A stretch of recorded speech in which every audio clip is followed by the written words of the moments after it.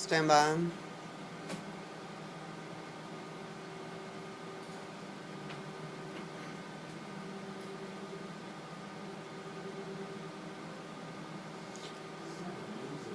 Three, two, one, go see.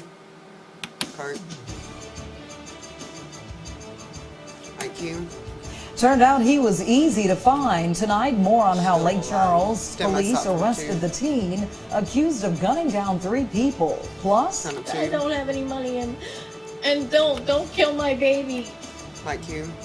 that mother had to watch as would-be thieves shot and killed her baby. Tonight, new developments in this horrific story.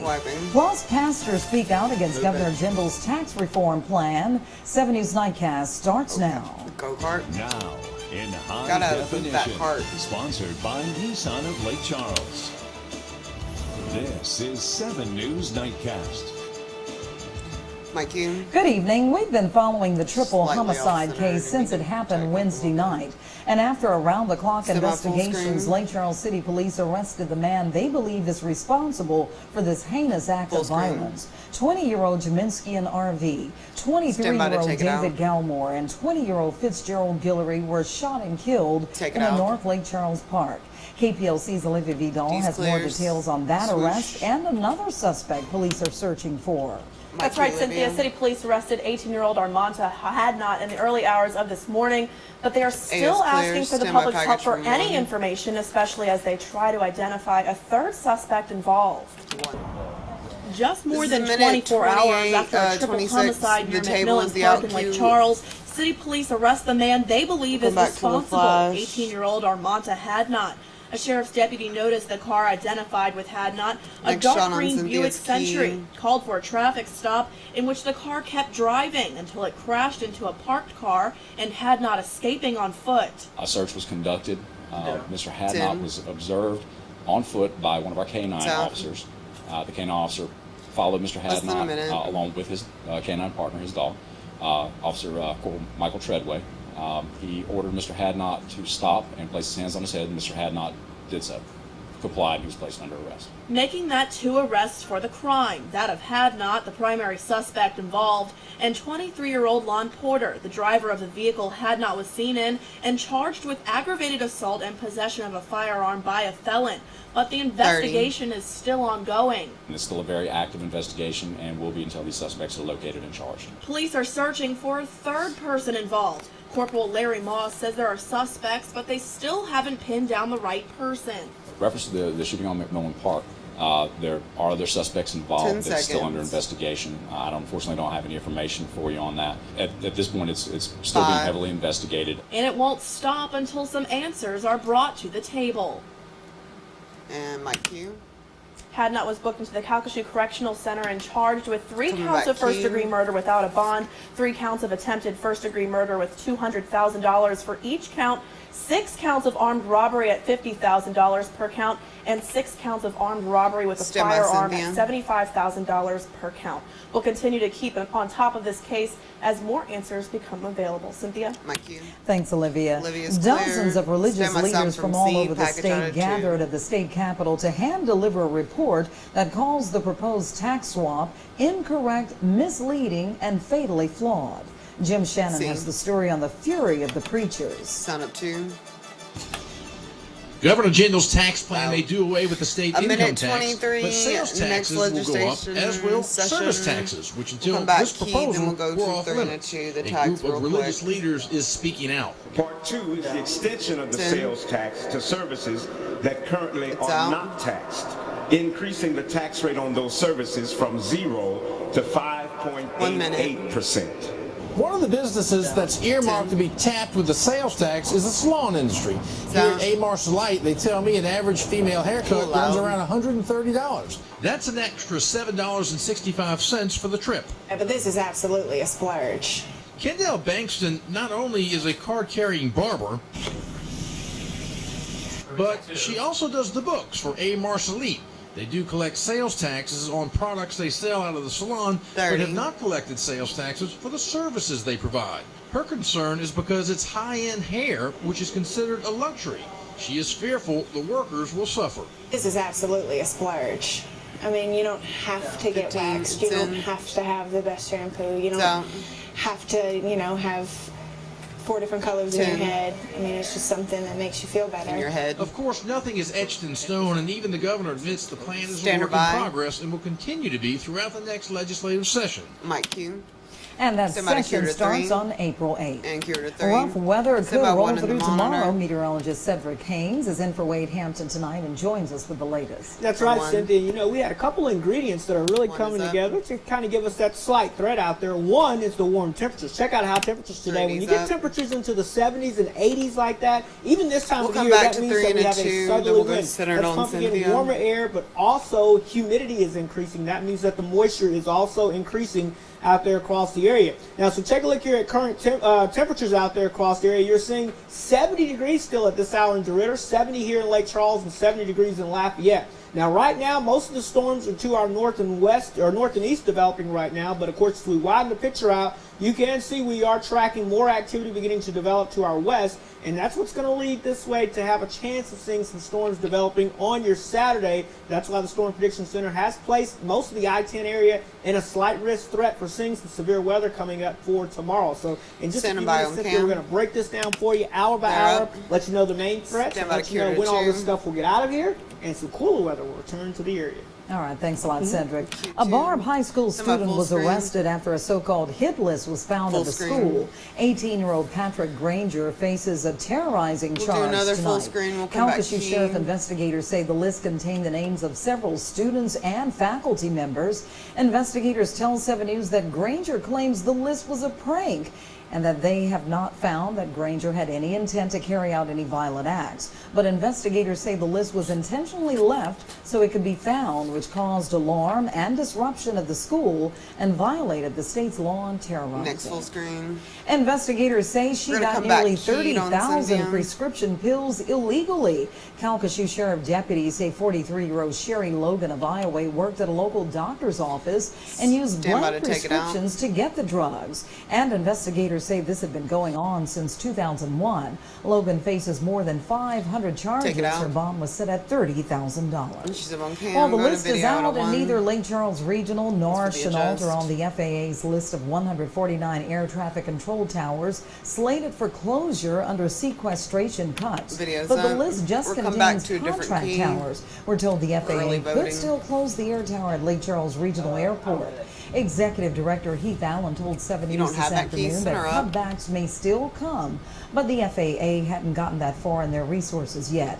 However, the air traffic control tower at Chenault International Airport has been saved from sequestration cuts.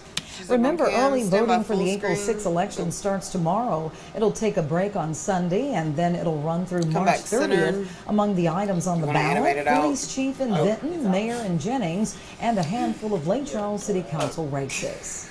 Next, another deadly tragedy for the U.S. Marine Corps, the second this week. Plus, I took him out of the harness, and I tried to perform CPR, but I saw his lungs inflating, but he was not breathing.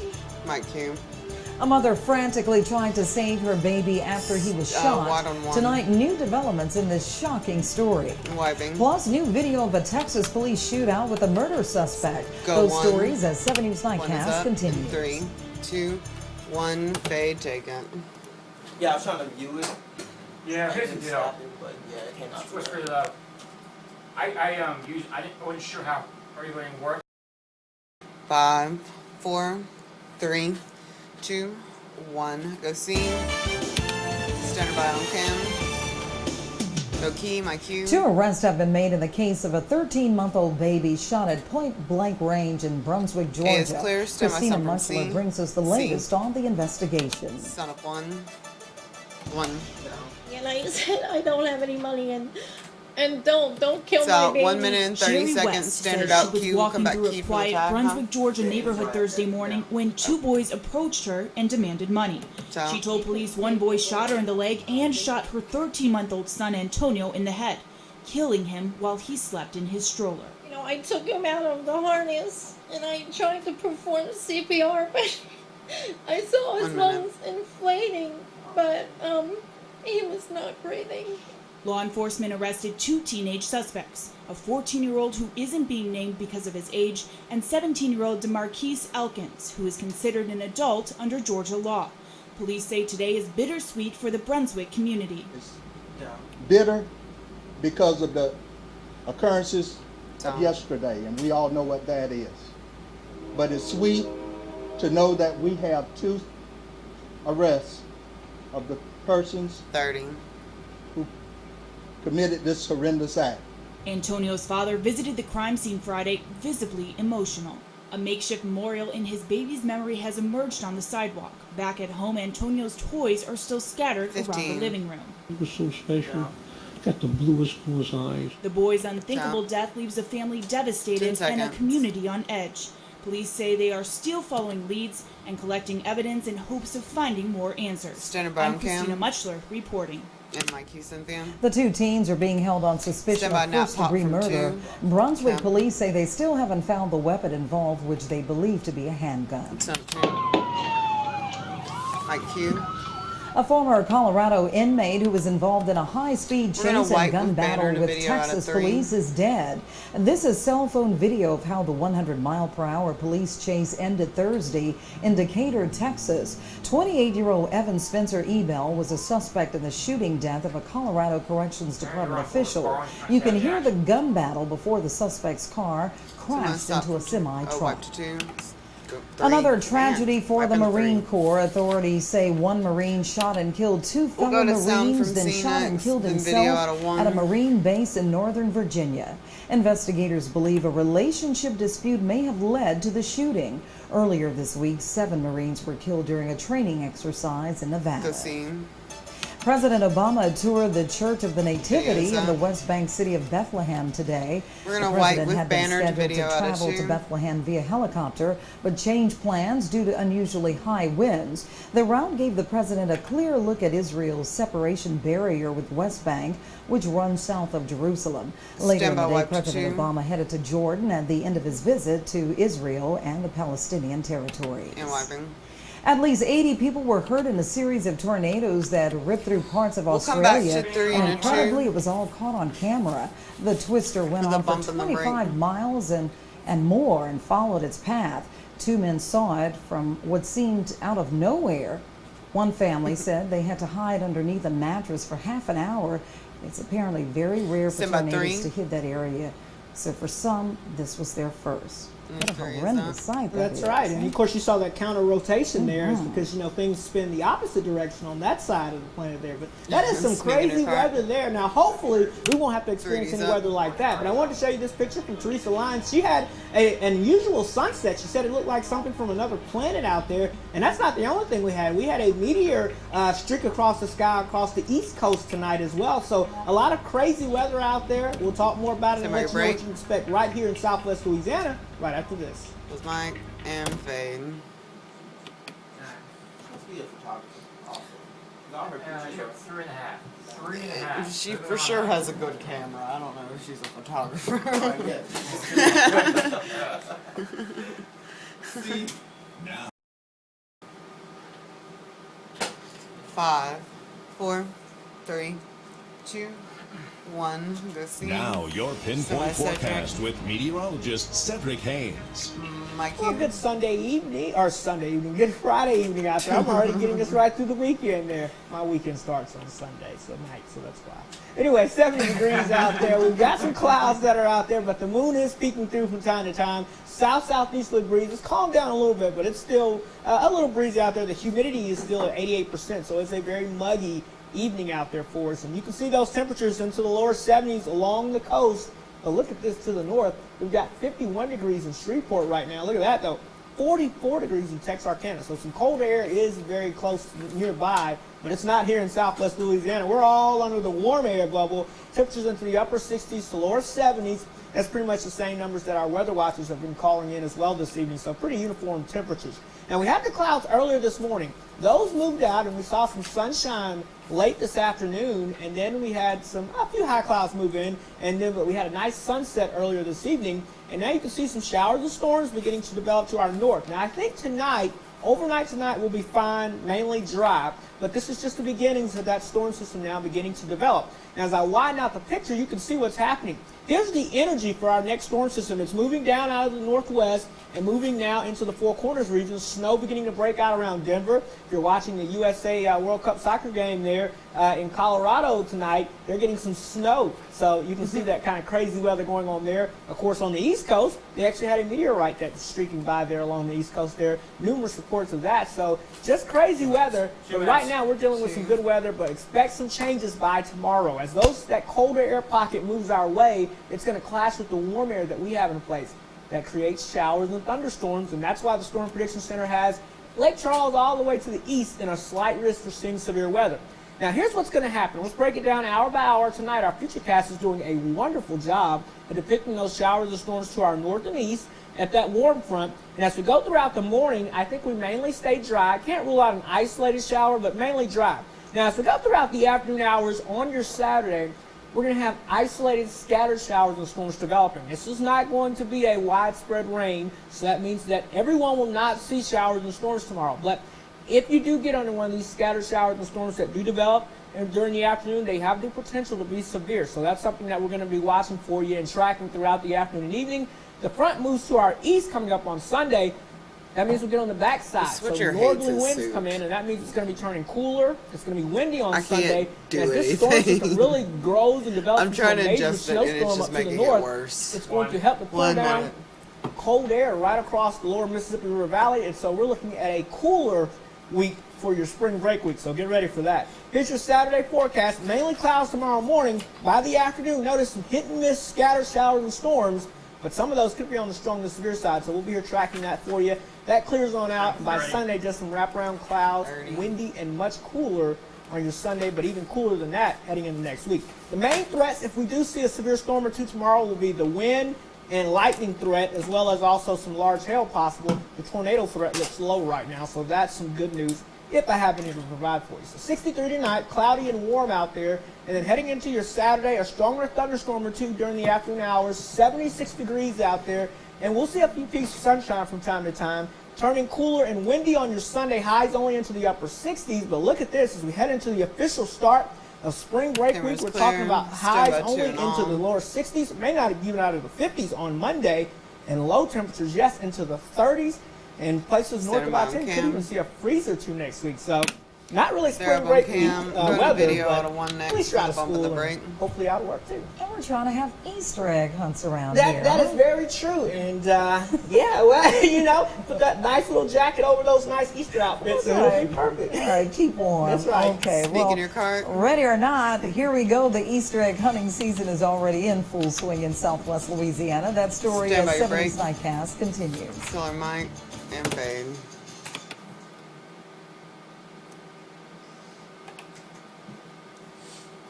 See?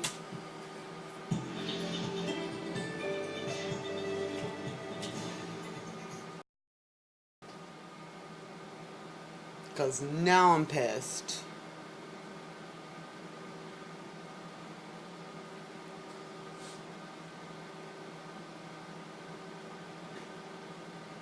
$15. 10. Centered. 5, 4, 3, 2, 1. Go see. My cue. Norovirus has emerged as the biggest cause of severe tummy troubles in young kids. Researchers at the Centers for Disease Control reviewed data on more than 140,000 children under age 5 who went to a doctor for acute gastroenteritis. Norovirus was detected in 21% of the cases, while rotavirus was found in 12%. Doctors say this indicates the rotavirus vaccine is effective. Norovirus is highly contagious and is spread through close contact with sick people and contaminated food. Harvard researchers have linked excess salt consumption to more than 2 million deaths worldwide in 2010. The doctors analyzed over 200 studies looking at the sodium intake of adults and its effect on blood pressure and cardiovascular disease. Nearly 1 million of the deaths they linked to high sodium diets were in people the age of 70 and under. 42% were caused by heart attacks and 41% by stroke. And researchers Researchers looked at the sodium levels of more than 1,000 baby and toddler food products. Coming back They found centered. commercial foods for babies and infants were relatively low in salt, like stage 1 through 3 baby food purees. But more than 70% of toddler meals and snacks had high levels, with some reaching more than half the recommended daily amount. Well, with Easter just a week And a from video Sunday, out of let the one. Easter egg hunts begin. We Video's start up. with one hunt today at J.D. I'm gonna Clifton wipe to a Elementary's nap Head pop out of Start two. program. Parents of Wipe with students hit about banner. 2,500 eggs donated by the Sam Houston High School Beta Club. The kids went into a frenzy to see who would collect the most eggs, and Semi the sound from Easter two. Bunny even showed up. And 2.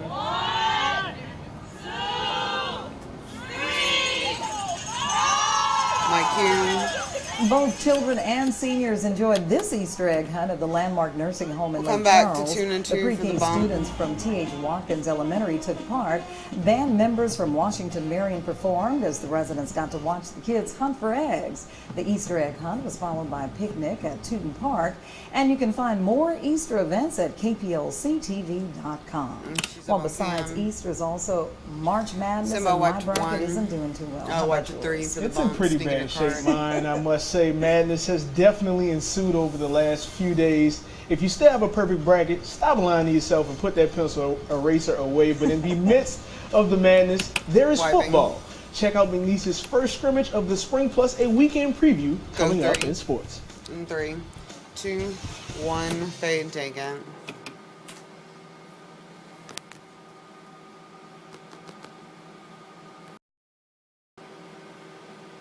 Ten.